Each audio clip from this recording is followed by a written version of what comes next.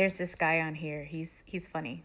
He sets up the camera and he pretends that he's crying, and what he's doing is he's making fun of people who set up their camera to come online crying. And it's funny, just I find humor in everything. So even in darkness, laughter is just, it's helpful. But I want to give a different perspective.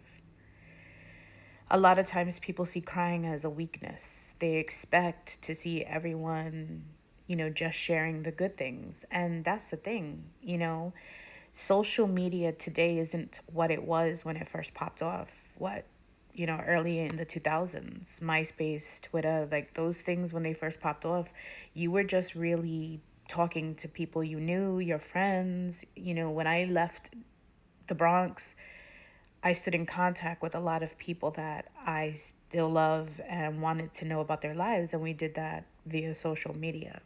At the time, MySpace.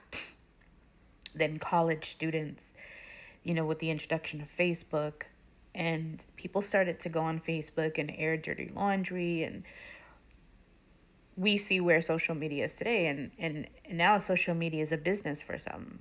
And even though it didn't start that way, the opportunity presented itself. So people that, were like, hey, I'm going to jump on this, I'm going to make some money, did that.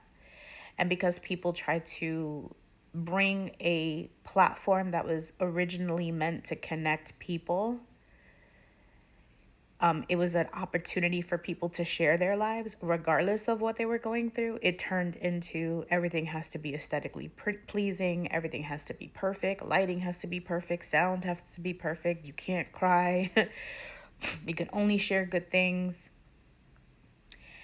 And when people grow up in environments where they're told, don't cry, I'll give you something to cry about, or they're just told that feeling their emotions is weakness, of course, they're going to use whatever outlet they can. For me, that's music. I was doing music for a long time, and that was an outlet for me. It was a way for me to share my life and storytell. And some people use social media. They come on here and, yeah, they cry. And the reality is that if you're someone who cannot look at someone else who's in pain and the first thing you think is, oh, let me make fun of them, then perhaps the person crying on camera, not afraid to be vulnerable, isn't really the problem, or isn't really a problem.